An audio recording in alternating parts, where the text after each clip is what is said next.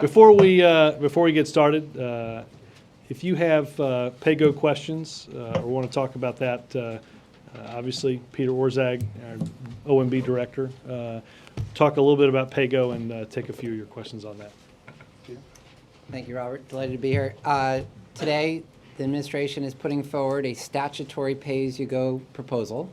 This is the same set of statutory rules that applied during the 1990s, an era in which we did restore fiscal discipline and move towards balanced budgets and then surpluses. The rules are similar to rules that already exist in the House and Senate, but are backed up by the power of law. And you saw today the President standing with the House leadership, including the Speaker of the House and the Majority Leader Steny Hoyer, along with membership of the Blue Dogs and others in support of this legislation, which we hope will be taken up quickly, not only by the House, but also by the United States Senate. Thank you. Peter, you want to take a few questions? Sure. That was, I don't know what Robert says. That was easy. Let me just say, when he stands in front of the Budget Committee, he's not nearly as quick to want to leave as with you guys. Major? Peter, at Brookings this morning, you talked about healthcare being deficit neutral and many other things. Does the deficit neutrality of healthcare fit in with PAYGO? Are they complementary? And do you want PAYGO before the healthcare legislation passes, so one comes before the other, and that's the metric by which you have to fit the cost and the spending into? First, the concepts are very similar, and we have said we need to be adopting a healthcare reform that is not only deficit neutral, fully paid for, but that also moves towards a more efficient healthcare system and eliminates or starts to work at eliminating a lot of the variation that we see in the healthcare system where the higher cost areas don't generate better health outcomes. McAllen versus El Paso. You were paying close attention.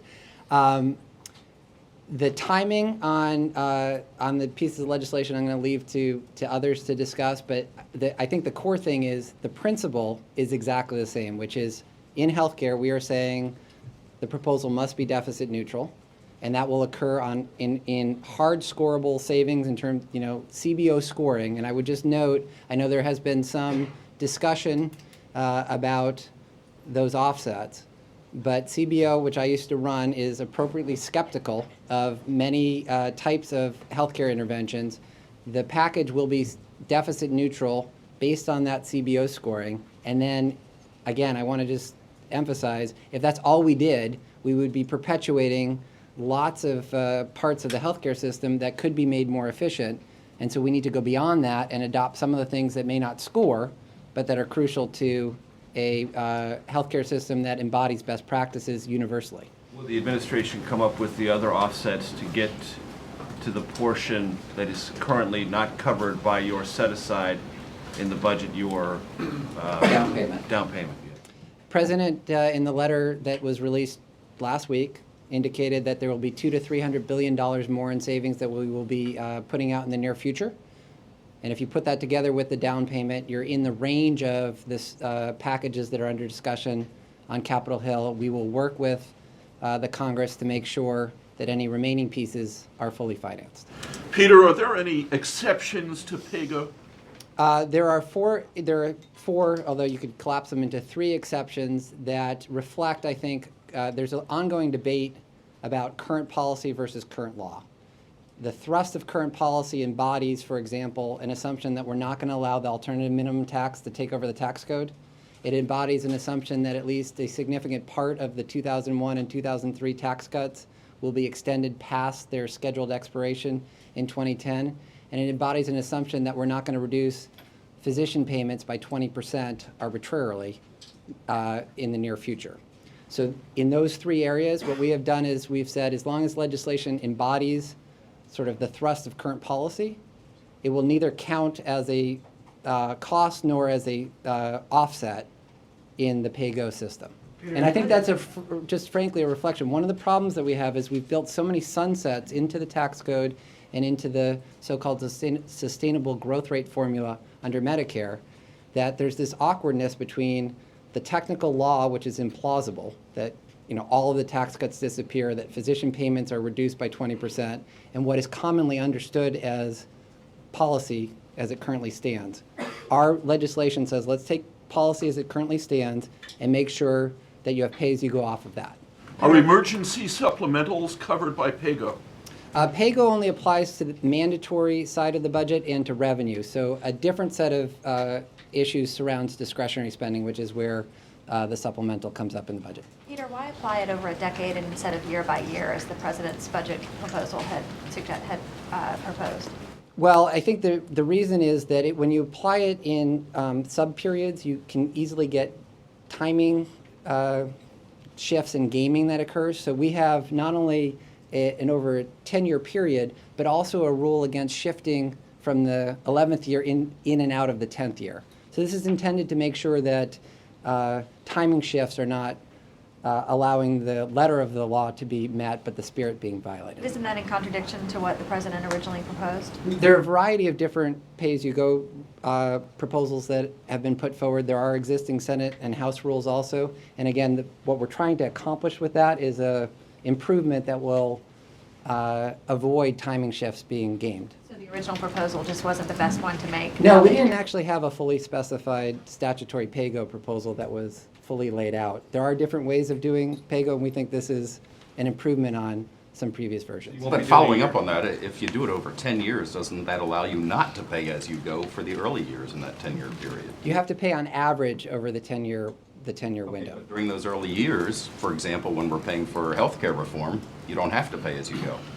There are, well, in addition to the statutory pay-go, there are existing House and Senate rules that would require matching upfront costs and upfront offsets. But again, I think one of the things that's happened in the past, and you even saw this with regard to the 2001 and 2003 tax legislation when it was adopted, is that you create games by shifting costs and offsets across years.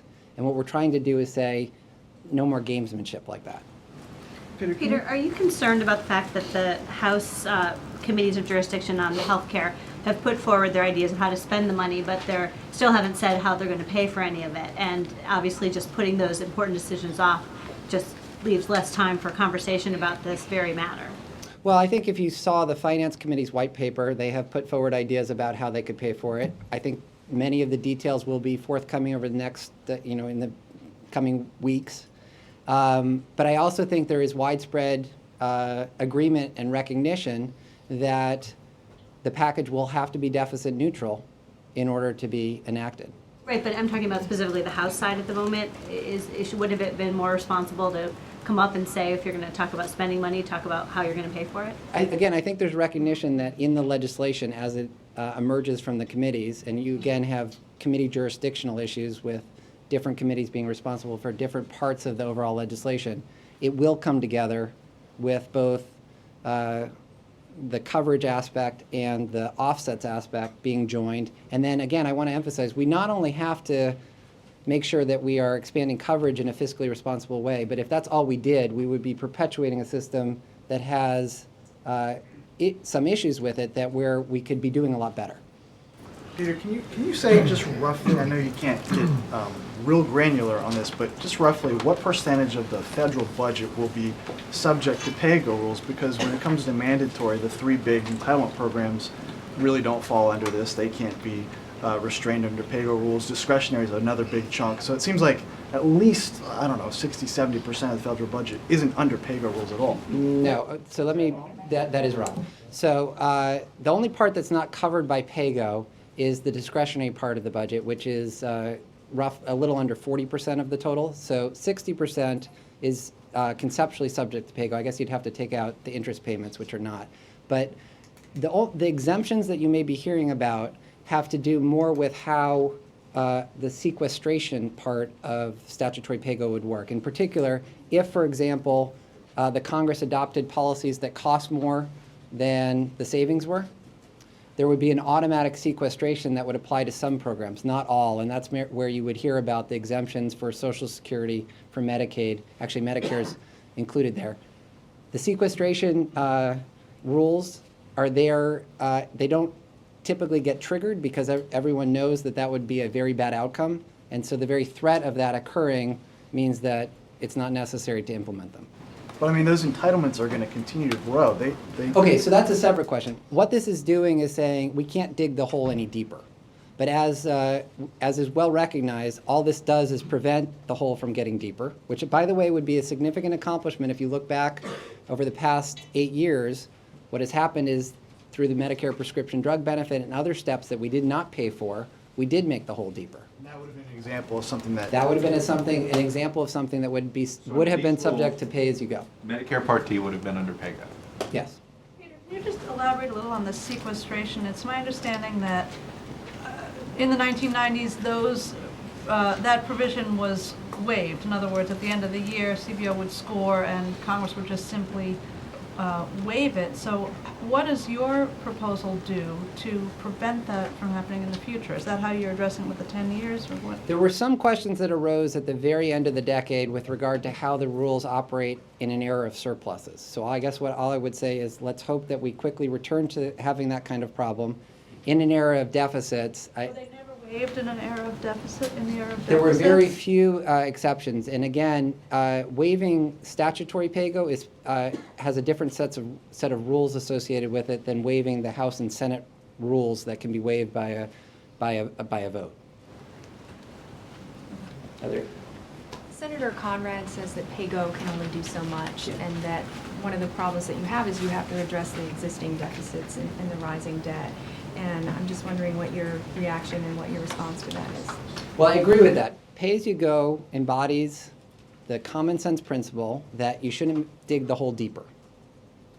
It doesn't deal with the underlying hole. And that underlying hole, if you look out over the long term, is being driven mostly by rising Medicare and Medicaid costs. That's one of the reasons why we want to act so aggressively to address the variation between McAllen and El Paso and make the healthcare system more efficient, because if we don't, we are on an utterly unsustainable fiscal course. That's why we're trying to get healthcare reform done this year in a way that not only is deficit neutral over the next 5 or 10 years, but also puts in place a lot of the structural changes that will lead to a more efficient healthcare system over time. Some of the critics, though, say that the stimulus package and other measures show that you're not serious about really containing the deficits. Well, look, we have two deficits that we are grappling with. One is the deficit in GDP, the gap between how much the economy could produce and how much it is producing, which estimates suggest amounted to roughly $1 trillion a year when we came into office. The very first priority was to try to start to address that, mitigate the sense of free fall in the economy, and start to boost economic growth again back up to what the potential of the economy is. That's one issue, and that's something that is very paramount for the next year or two. A separate issue is the budget deficits that then go out over time, not only in the next 5 or 10 years, but over the very long term. And again, at the heart of all that is healthcare. Would the stimulus have fallen under PAYGO? No, the stimulus is in the discretionary part of the budget. Discretionary. Yeah. You seem to suggest in the beginning that the surpluses of the 1990s were the result of PAYGO. Do you really believe that PAYGO created surplus? I mean, wasn't that just the result of revenue coming in as a result of a strong I think there were a economy? variety of forces that came together to create surpluses during the 1990s. One of them was economic growth.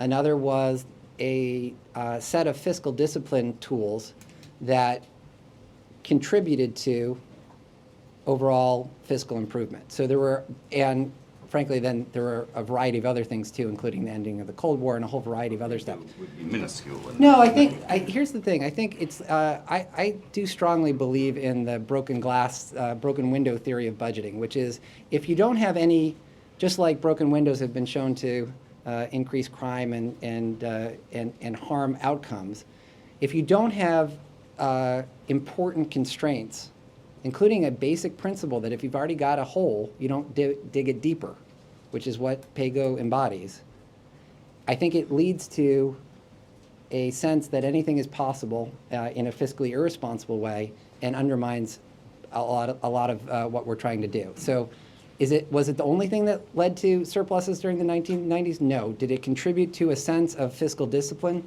that helped to generate those surpluses? Yes. So how do you reply to the folks who say, well, you just dug the hole really deep, and now you're announcing that we want to stop digging?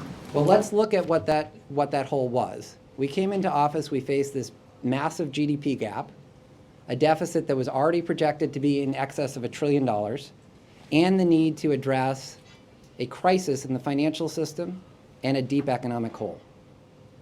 All of the deficit this year relates to the severity of the economic recession and to the steps that were deemed necessary to address it. Now let's look out over time.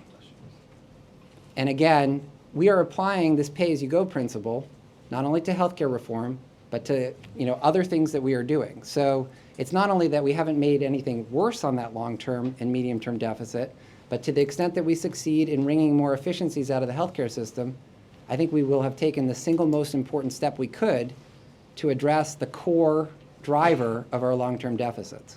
Republicans say Peter, pay. Sorry, go ahead. just on a political level, how will this make it easier for you or for the Congress to come to an agreement about how to pay for health care? In other words, how does this contribute to the end goal of I figuring guess that let's out? separate the statutory pay-go from the pay-go principle applied to healthcare.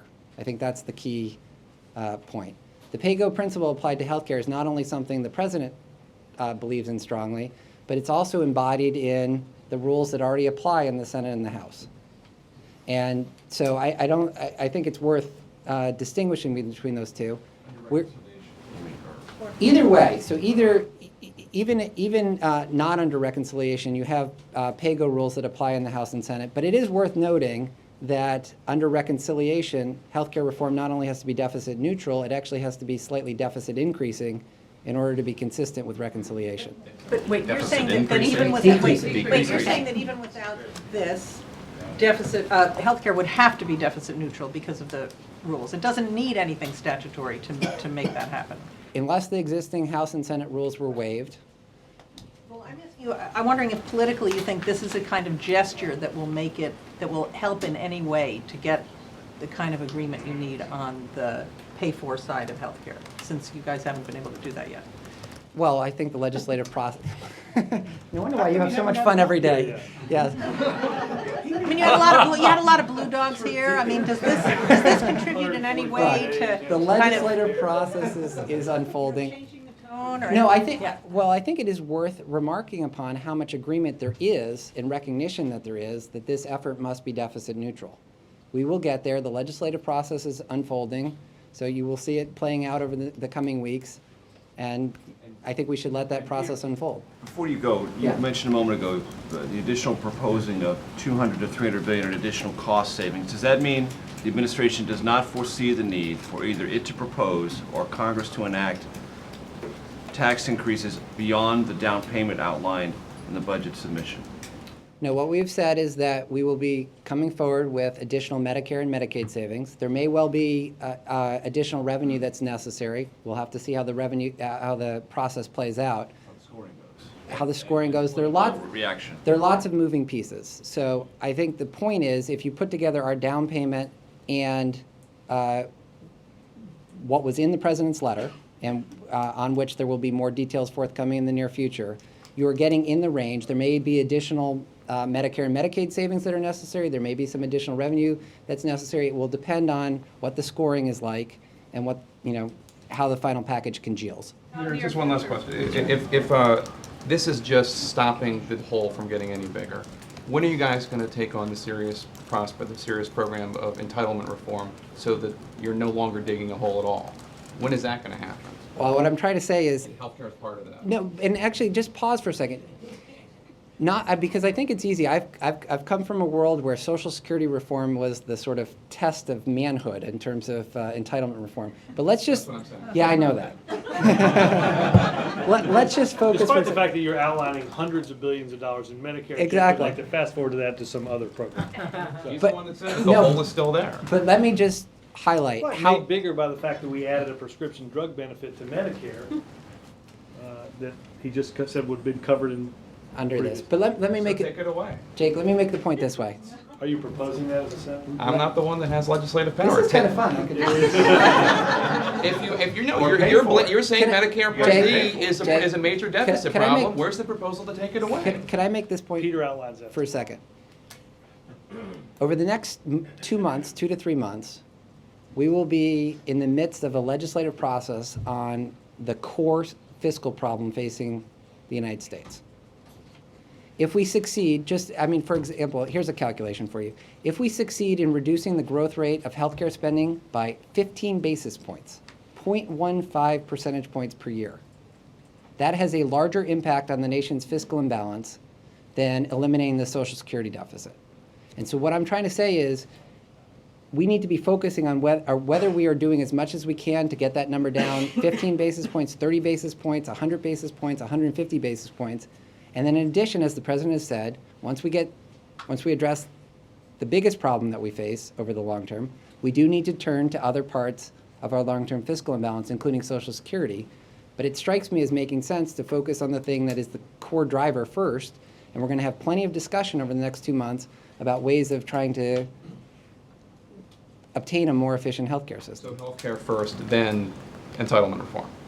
Well, healthcare includes some entitlement It reform. includes a lot. I mean, again, if healthcare costs grow at the same rate over the next 4 decades as they did over the past 4 decades, Medicare and Medicaid go from 5% of the economy today to 20% of the economy by 2050. That is the core driver of our entitlement problem. If we succeed in bending that curve, we will have done more to improve the long-term fiscal health of the nation than any other single thing we could do, which is not to say other things aren't important, but what I'm saying is over the next 2 months, we have an opportunity, our best shot at addressing that problem, and that's what we want to do. But Peter, on that point, how could the stimulus not apply? How could PAYGO not apply to stimulus? Even if you save hundreds of billions of dollars in Medicare, then you turn around and spend $787 billion on stimulus, doesn't that wipe out a lot of those savings? No. Again, the present value of the Medicare and Medicaid imbalance is many, many orders of magnitude larger. But remember what the Recovery Act was intended to do. We have as I said before, we have these 2 deficits. We needed to address the GDP gap, the gap between how much we could produce and how much we are producing. And there is widespread agreement that the key driver of that is that there is not adequate demand for how much firms could produce with their existing plants and equipment. What we're trying to do through the Recovery Act is get the economy back on its feet. PAYGO does not apply to that part of the budget, which is the discretionary part of the budget.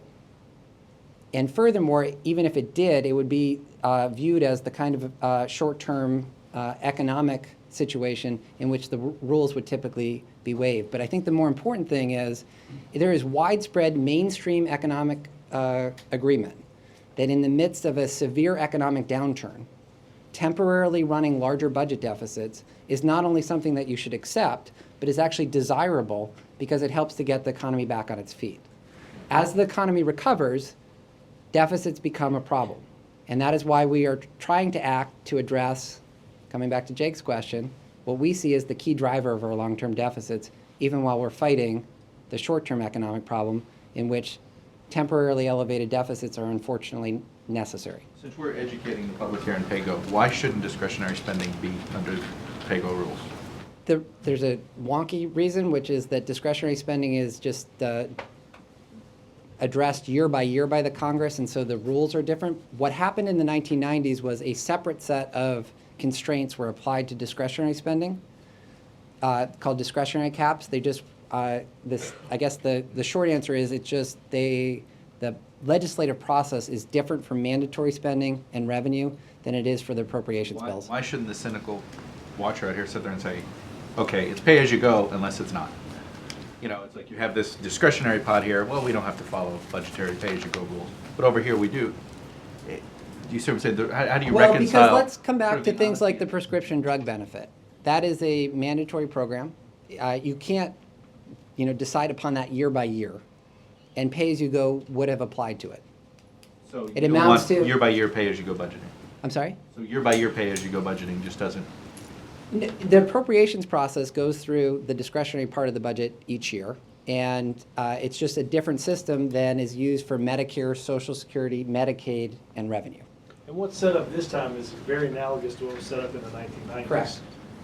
Where, as Peter has talked about, we went from earlier in that time period, much larger deficits to, at the end, surplus.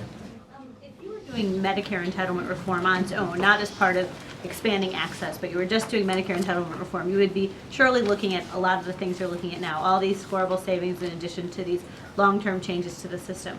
But in this case, you're doing it as part of comprehensive health care reform, so all the savings that you're getting, you're immediately spending on new subsidies. So isn't it, in terms of looking at it from a point of view of how big the hole is, obviously the hope is that long-term you're going to change the system to slow the spending, but you're getting lots of savings that are immediately being respent. So how would you just address that from the point of view of a pure budget?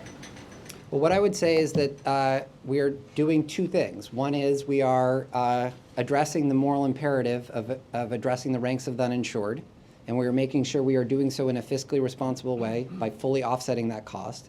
And then in addition to that, we are not just doing that, but moving beyond that to put in place health information technology, comparative effectiveness research, changes in financial incentives, the MedPAC proposal that we are open to in terms of changing the way Medicare policy is set, that will lead to a more efficient healthcare system over time, and that offer the best hope or the most auspicious approach to reducing the growth rate over time. And I've said before, I'll say it again here, I've attended innumerable Institute of Medicine meetings, Congressional Budget Office meetings, Brookings Institution forums, what have you. I think we've put together the most aggressive set of proposals in that latter category to lead to best practices in healthcare and produce a more efficient healthcare system. But we are open to other ideas. We are trying to dial that up as much as possible.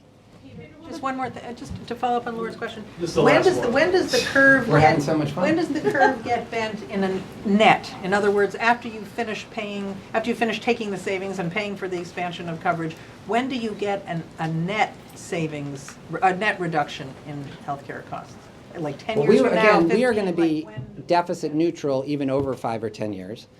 And then to the extent, the difficulty about the game changers, the things that are intended to transform the way, to lead to a more efficient healthcare system, is it's very difficult to quantify, even though they're the most auspicious list of changes, it's difficult to quantify exactly how they will evolve over time. Almost by design, we have never changed our healthcare system towards a best practices one. So quantifying exactly what their impact is very difficult. But what I want to be very clear about is, at worst, this will be deficit neutral. And then to the extent that these changes succeed in altering the practice of medicine in the way that experts have long believed that they will, the result will be much better than that. Peter, you talked about another 200 to 300 billion. Will the president be talking to the House Ways and Means Democrats about details of that today? Yes, in fact, I believe that I was here instead of attending that meeting right now. You're welcome. If you're looking for the leak, don't call Peter. But he will Not be so sure about that. Thank He you. will be talking to them about that today. Yes, thank you. So, but you can't, Peter won't leak it because he was in here.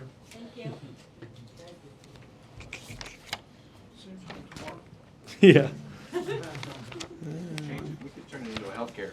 How come you never come to Larry Summers Center? Yeah, you never know. I mean, what is it, Tuesday, 2 guests? Maybe look who, you never know who the special guest for Wednesday will be. Robert Kent, hour. Miss Lovin. Can you talk about the president's personal reaction to the setting of the hearing date for Judge Sotomayor? And does this track with his timing of where he wants this to be and her getting confirmed? Well, by October? obviously the president is pleased that that the Senate has set a hearing date of July 13th. We have talked in this room before about the time period that normally happens as you go from nomination to hearing and then ultimately what we hope to be confirmation. From nomination to hearing will be about 48 days, which is consistent with the range of 51 days that I mentioned in here a few days ago, that the past 9 nominees, the average for the past 9 nominees.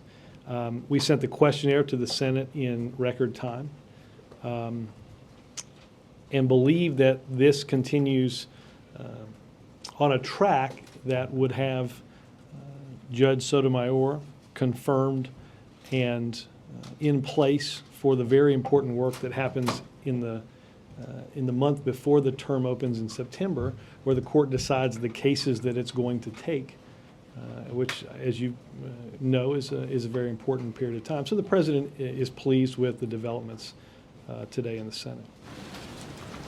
Yes, ma'am. Secretary Geithner said today that the president will be making an announcement next week on financial regulation, and I'm just wondering if you can talk about how sweeping that announcement is going to be, and how involved is he going to be in the debate over what shape this plan should take, or is he going to mostly let Congress take a lead on that? Oh, no, I think you'll, without getting into the specifics, the president and his economic team will outline a series of specific proposals as it relates to ensuring that we put in place a system of regulation that makes sure what happened previously to lead to this economic downturn doesn't happen again. That's been a priority that the president has talked about for a long time, many months before he got here, and something that he and the economic team are very focused on. Some of the ideas that are being talked about within the administration, such as combining agencies like the SEC and CFTC, are controversial on Congress. Is he willing to? I'm not going to get into commenting on what is or is not accurate in the media about a proposal that will be made next week. I think it is safe to say that there will be some streamlining and some reorganization, but I hesitate to get involved in leaks tit for tat. What day? What day? I believe that is Wednesday of next week, if I'm not mistaken. Jake? Two questions about developments today. One, regarding Giuliani's trial, him being flown to the United States. If any of the detainees who are brought to trial through the U.S. criminal courts, or even through military commissions, if any of them are found not guilty, will the administration let them free? Well, I'm not going to get into hypotheticals about. Forget the military commissions. I'm not going to get into hypotheticals about the court cases either. Well, this is an important part of you're talking about a credible justice system, bringing these people to justice. You've spoken at great length about this, the president has. If they are found not guilty, will they be found? Well, let's discuss that if it ever comes to fruition. But isn't that what is underlying a credible justice system, the idea that if you're found not guilty, you'll be free? Sure. So. But I'm not going to get into hypotheticals about how certain cases may or may not play out. So you're not willing to commit to freeing people if they're found not guilty? I'm not willing to get into playing hypothetical games. It's not a game, Robert. It's a question about the credibility of the justice system. Just the principle. No, it's I'm not debating legal principles. I'm just not getting into the hypothetical back and forth of what happens on a case. Okay, so the Obama administration is refusing to say that if somebody is found not guilty, they will be set free. Jake, I'm not going to get into the hypotheticals about specific outcomes of cases. I'm not asking you to talk about a specific case. I'm talking about in general. And for all detainees brought to the system, into this system of justice, which the administration said can and has in the past handled adequately, more than adequately, according to your talking points this morning, the terrorism cases brought before it in whatever venue. If that justice system, which the administration says should be trusted, renders a verdict of not guilty, is that person released? We will talk about what happens about a verdict when a verdict comes. Well, then how is the world supposed to have any confidence that this new system of justice that you guys are ensuring is going to be the case with detainees is actually credible? We think the Southern District of New York has a very good record as it relates to trying and convicting terror suspects. I believe what the fact sheet said this morning was that it has a 90% success rate. I think 90 is pretty good. I'm not questioning whether 90 is pretty good. I'm asking about the 10%. I agree, and I'm, in this specific case, not going to get into those hypotheticals. All right. The other question I have has to do with the $68 billion that it's going to be paid back in TARP money. Mm-hmm. Herb Allison, your nominee to be Assistant Secretary for Financial Stability, told the Senate Banking Committee that that money might be used to provide more assistance to troubled firms. Is that right? Well, the money goes back into general revenue. I think the way the statute for TARP is written is that the amount obligated can't exceed the amount of $700 billion. But again, this money goes back into general revenue. It's our obvious hope that additional money is not going to have to be used to stabilize banks. I think the result in the past several weeks at the conclusion of the most recent round of stress tests denoted that banks have been very capable at raising private capital in order to ensure that they meet regulator requirements for capital cushions. But it could be used. Well, I certainly wouldn't rule it out, but I also wouldn't rule it in. Yes, ma'am. In terms of Afghanistan and Iraq, can you cite the difference between your administration and the Bush administration foreign policy? On Iraq and Afghanistan? Yes, there are approximately 21,000 additional troops in Afghanistan and a plan to remove all combat brigades from Iraq, unlike the previous administration. That's the difference? I would say that's two of the bigger differences, Bush yes. administration never planned to increase the troops in Afghanistan? I think the request for additional troops had been sitting on the desk of somebody either in this building or in a certain five-sided building for quite some time without that additional request being met. And you're bragging about that? And the president bragged about not about being... Yeah, come on, Helen. You asked me what the difference was. I said more troops, and then you said, well, my answer means I'm bragging. I mean, you asked me to outline the factual differences between... Sorry, pardon me? The president bragged about being against Iraq, about the invasion. The president denoted that he spoke out in opposition to that war. We're not bragging. Oh, let me finish my answer, Helen. We're not bragging.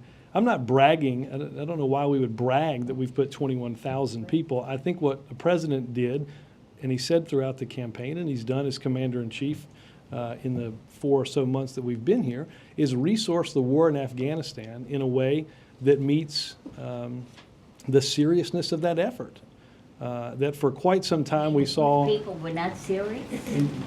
We think that additional troops were required in order to stabilize a security situation that was deteriorating greatly. I think that has been largely proven by the fact that everybody on the ground said that situation was deteriorating. The president said he would meet that deteriorating situation with a greater commitment of resources, not just military, but also as well through the use of civil society and ensuring that we're doing stuff to stabilize and increase and grow the economy there, and that we're undertaking significant gestures of aid to ensure stabilization there as well as in Pakistan. Many people are dying and many people are being killed. And we are killing people there, and you haven't explained why. I think we've discussed the severe tragedy involved in civilian casualties. I think you've seen some remarkable gestures recently in our new ambassador there accompanying the leadership of Afghanistan to the site of some of those horrible and tragic mistakes, none of which anybody wants to see. But Helen, there are people in Afghanistan and in the border region that are planning to do this country harm, just as they plan to do this country harm in the lead up to September 11th. The president said, Helen, you and I should just go in the Situation Room. We can have somebody explain it to you. Robert, on Chrysler, the Supreme Can we go too? No.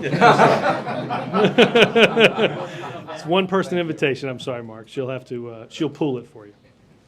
On Chrysler, the Supreme Court review, any concern here that maybe the president overstepped his authority, didn't hear out the bondholders? What's your response to this review? No, because I mean, I think one of the interesting things is some of the bondholders involved in the very case were some of the bondholders that accepted the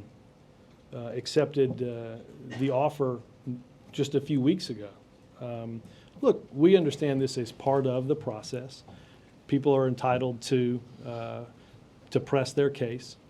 But I think it's important, we're certainly hopeful that the outcome will be handed down fairly quickly. Obviously, I think there is a sense of urgency here. I understand, Ed, our options outside of what we proposed are extremely limited.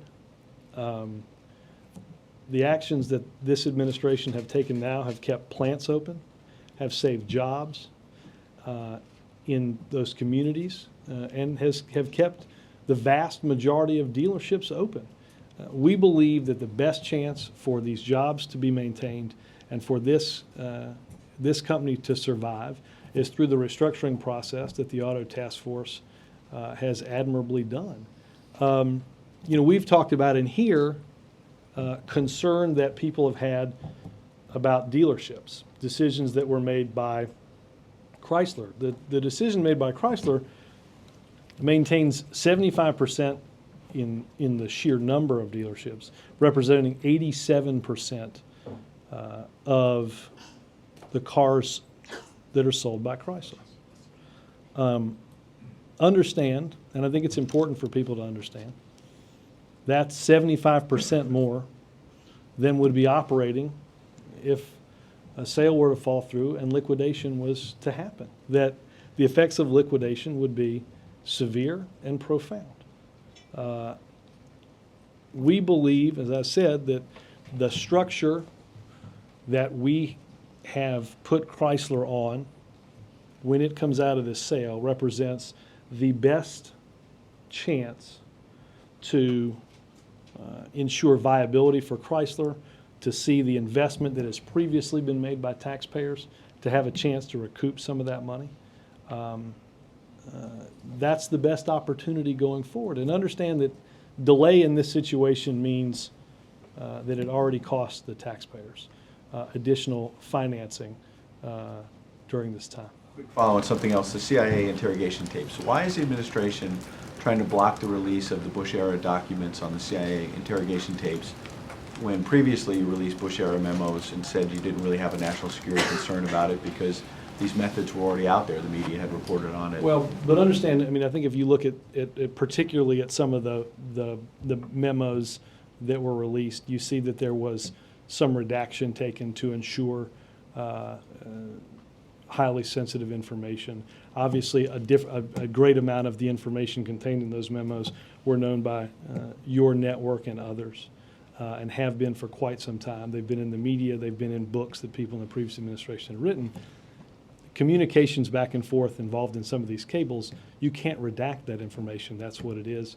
The president believes, the administration believes, that material is highly sensitive. But the CIA is saying that this could be a recruiting tool for al-Qaeda. Haven't you said previously that the president's been removing recruiting tools by ending torture to begin with? Yes, and that was one of the reasons that the larger framework of those memos, again, those tactics were, I've used this example with you before, the graphic that you all had about waterboarding wasn't a graphic that was created after the release and the reading of these memos. It's been something that's been discussed, my guess is, for many, many, many hours on your network. Chip. Thank you, Robert. Following up on Jennifer's question, you're already getting pushback, or you or Pat Leahy is already getting pushback on that July 13th date. John Kyle said that she has 10 times as many cases as Roberts had. Now there's a statement from the Republicans in the Senate saying that it would take 76, you'd have to read 76 cases per day of her record compared to 6 cases per day of the Roberts record. They're also noting that Alito took 70 days rather than the 48 days. So they're just pulling out, everything they can here, it looks like, to make the argument that this date is not going to work. What can the president do to keep this on track? Is he going to get involved, or is this just up to Pat Leahy? Well, the hearing date's been set. Yeah, but they can drag their feet. There are plenty of things Republicans Well, can look, do. I don't think, I honestly don't think that's the course that many would want to go down.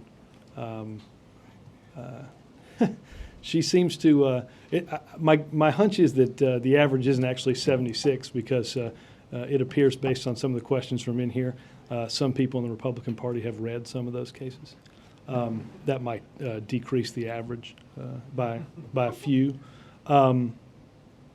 There were suggestions that this hearing should take place after Labor Day. I'll pull out another statistic to go, you can email them this. The statistic, if we waited until after Labor Day to have a hearing, that would actually be the longest amount of time ever for a Supreme Court nominee from the announcement of the nomination to the beginning of the hearing. I don't think anybody thinks that's a good idea. The information that the cases that she's been involved with, the opinions that she's written are publicly available.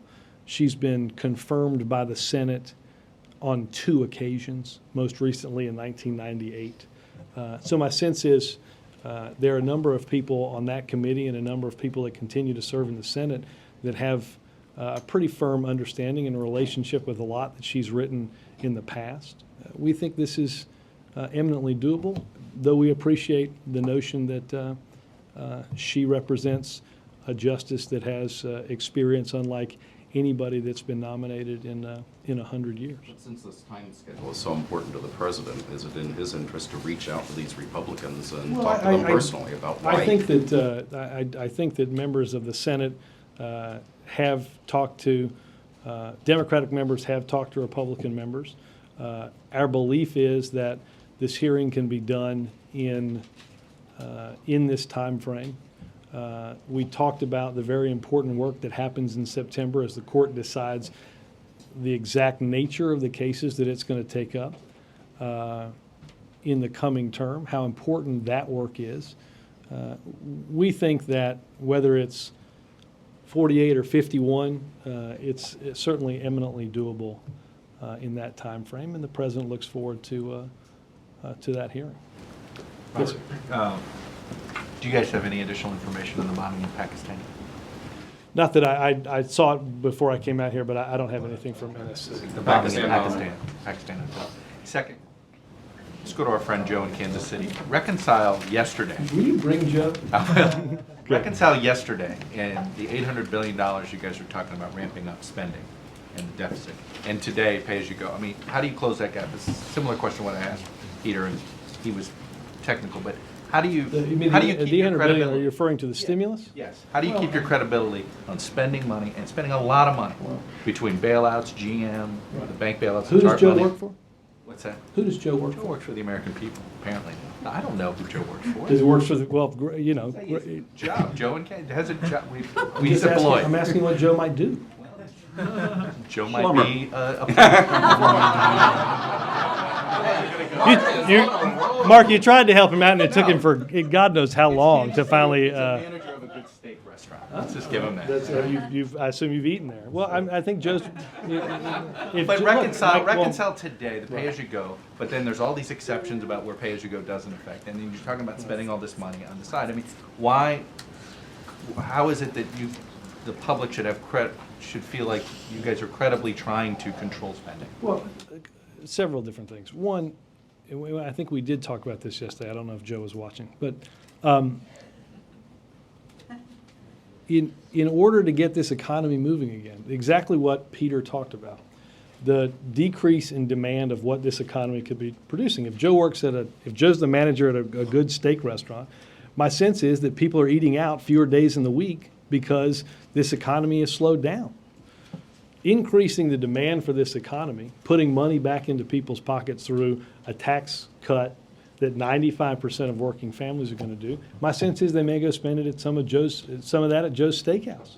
But in order to get this economy moving again, we're going to have to spur that demand. I think it's about deficits, and today it's not. I mean, I'm just saying, how is it? I'm sorry, today's not about deficits? Today's not about. Today's about how you're not going to have deficits. You're going to pay as you go. And yesterday was about how, yes, I don't know if Joe's confused, but I think I am. Well, how do you deal with that confusion of yesterday you're talking about how much money you're going to spend and all of this deficit spending that you're forced to do, and Peter, I guess, again- described it as a second deficit, which Well, seems to be again, let's use the example of somebody that works in Kansas City at a restaurant, or owns a restaurant, or manages a restaurant. Again, likely that they've seen fewer and fewer people decide they want to eat out because the economy's bad, right? So we want to increase demand. We want to spur the economy. Just like Joe probably, let's say Joe's going to send a kid to college. Joe's going to make an investment in the long-term future through the education of Joe Jr. So we're making investments that will create a foundation for long-term economic growth so that the economy improves, the people have more money to spend and go to Joe's restaurant. Do you feel like you're not going to lose any credibility with the deficit, with the fact that No, I think, again, everything goes under pay-as-you-go? And No, but again, I think the examples that Peter used about pay-as-you-go in the 90s, I think the example that Peter used, we had economists representing conservative and liberal viewpoints that understood that we needed an economic recovery plan to get this economy moving again. I think Joe probably understands that better than anybody because he's likely felt the downturn in that economy. Was that good enough for Joe? well, Call him and see. why are a majority of people disapproving of the fact of your handling of spending? You can ask Joe. But I think the president has decided that there are things that have to be done to get this economy moving again.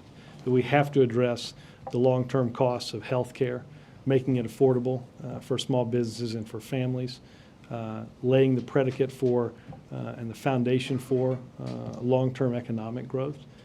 Those are the things that have to be done. Again, a recovery plan is a temporary stimulus plan to increase the demand in our economy.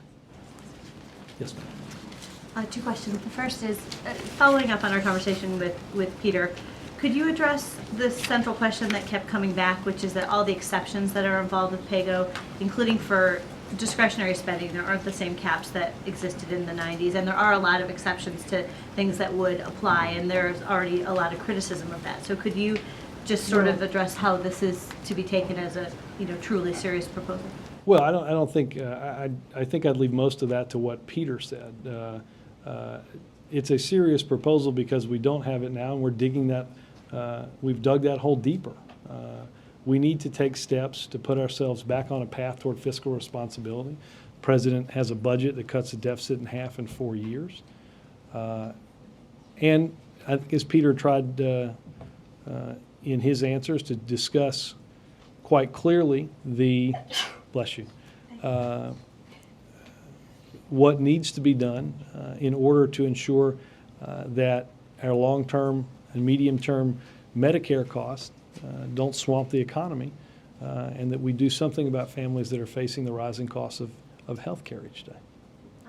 Secondly, did I hear him right that the president will be outlining the $200 to $300 billion in additional Medicare savings in this meeting? I think he's going to discuss it. I think larger and more detail will come in, as he said, in the near future. Is he discussing the general idea of it, or is he giving specifics of what will I think come it's, to- I think, well, I think when we're ready to give the full detail, we'll do it as part of an event rather than through some group. We'll do it just. Trying to clarify whether you're Whether you making need this to call the announcement Ways and in Means a- members when you get out of here, or whether you can just go write your story, right? What's Yes. the- Might it be Thursday in Green Bay? I don't believe it will be, no. So the answer to that is that he's not detailing it, or he may be. They're not going to sure. discuss some of it, but full details will be done, as Peter said, in the near future. Robert, in answer to Jake, you said the $68 billion in payback might be used again. The president made it sound like it's coming off the national debt and it's not going to be used again. At least that's how it sounded Again, I to me. think this goes back into a general revenue fund. Well, then it doesn't come off the debt. Let me double check with the Treasury guys on this.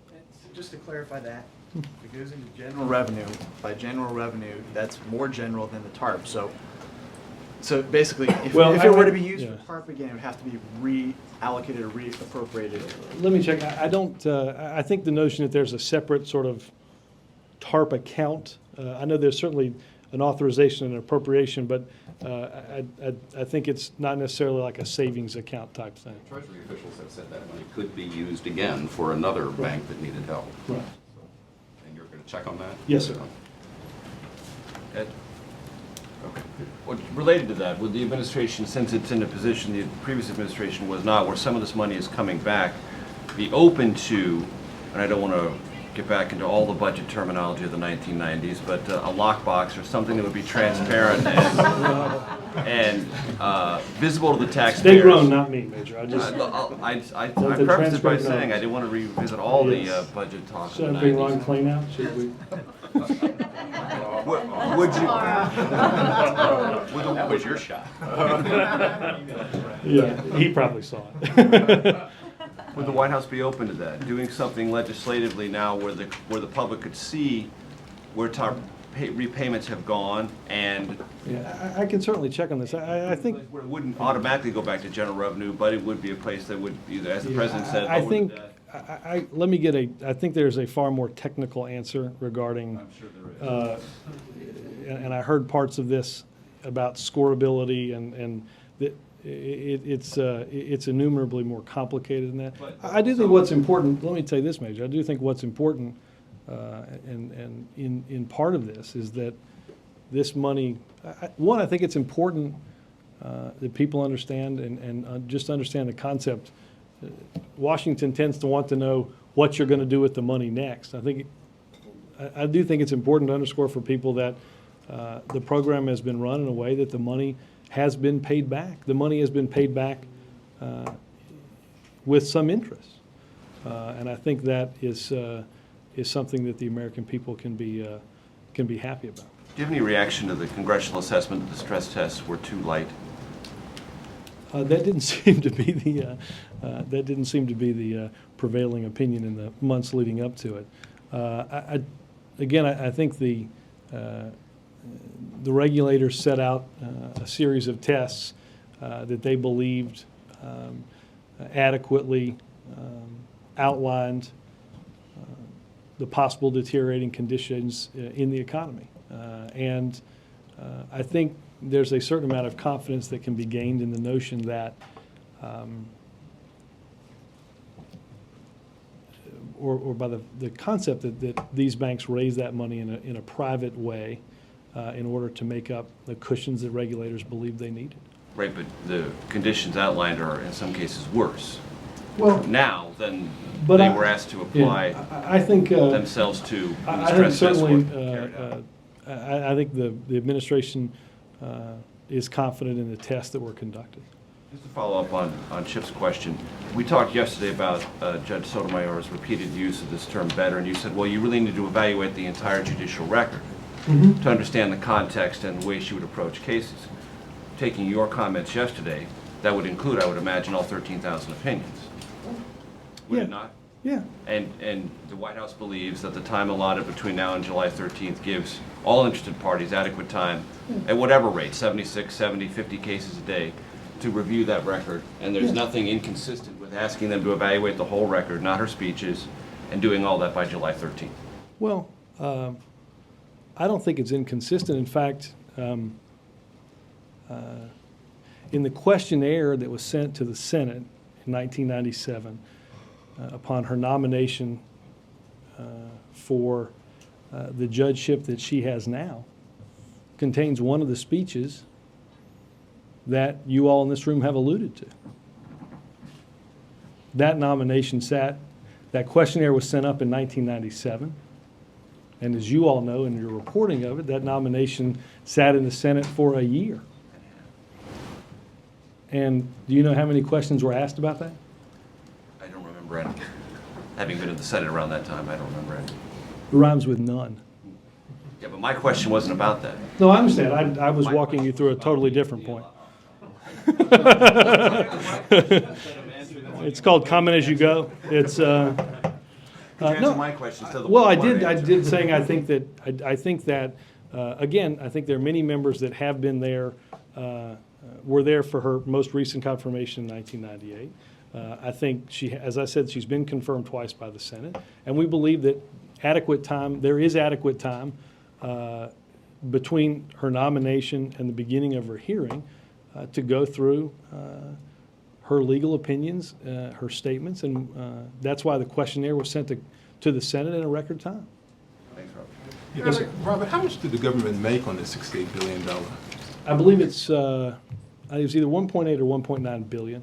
That was the profit? Yes. I mean, obviously, the money's loaned at an interest rate and paid back with that accrued interest. Okay, Mr. Galani, some critics have said that the administration is essentially bypassing Congress by approving this transfer because of the fear up there, about having people come from Guantanamo.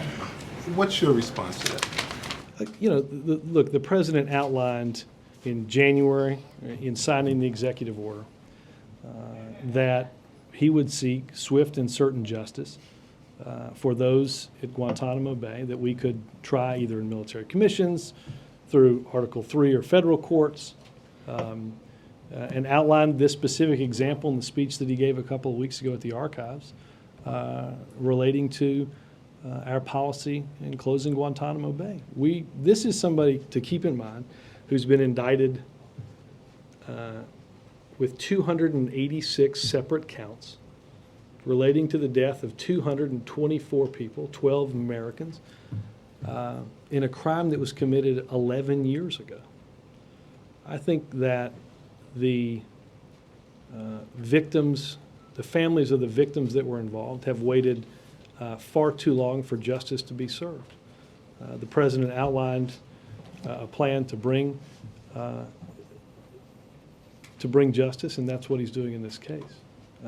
I saw somebody say this was a hasty decision. This crime occurred in 1998, not during the last administration, but the administration before that.